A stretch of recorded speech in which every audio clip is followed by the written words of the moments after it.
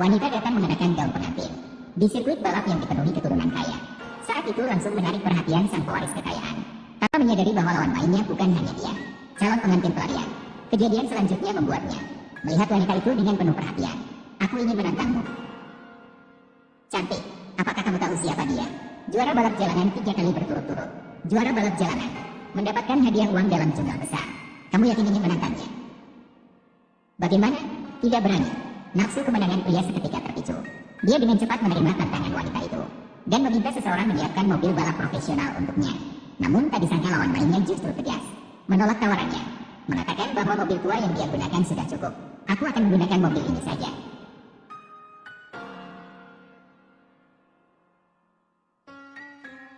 Baiklah, main-main bersamamu di bawah bendera pengarah balap.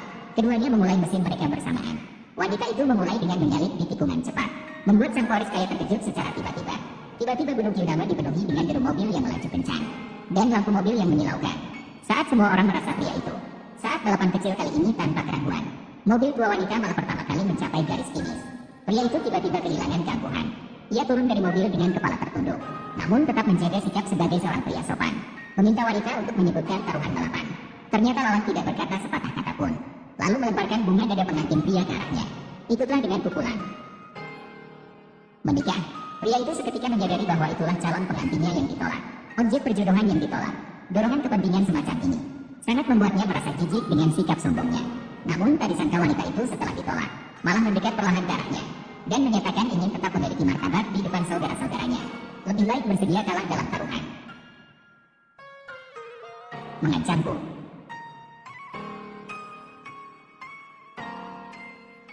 Ayo pergi. Xiao TV.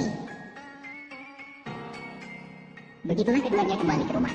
Orang tua keluarga Chen melihat menantunya membuat anak yang keras kepala tunduk, hati mekar tanpa sadar. Namun pria pada detik berikutnya mencabut pergelangan tangan yang digandeng wanita dengan acuh tak acuh menunjukkan bahwa dia hanya menjawab untuk pulang daripada setuju menikah. Namun ketika dia meminta ibunya untuk mencari mobil mengantarkan wanita pulang, ibunya justru pada saat itu mengeluarkan kartu truf. Ibu sudah membantu kalian, sudah mengurus surat nikah. Dia sudah menjadi istri kamu.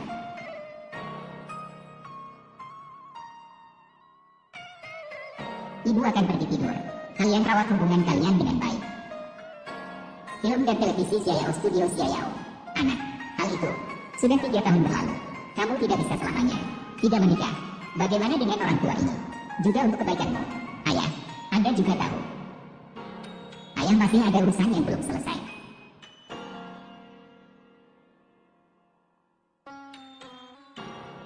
Merasa terbelenggu sebagai seorang pria, keesokan harinya masih merasa gelisah. Saat itu juga menerima telepon dari teman baik. Para playboy bersiap-siap untuk pesta dengan banyak wanita cantik. Datang merayakan dia terjebak dalam pernikahan.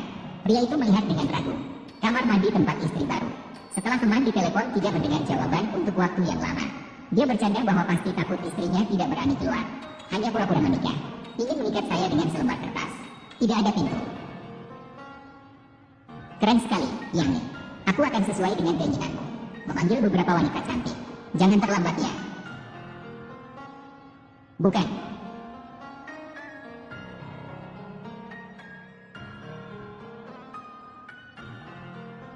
Baiklah. Kirimkan alamatnya.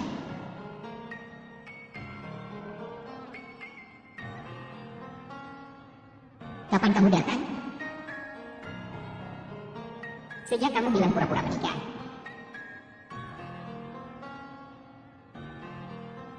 Chen Yan, karena kita sudah menikah, mari hidup bahagia bersama. Berhenti. Izinkan saya menjelaskannya secara terus terang.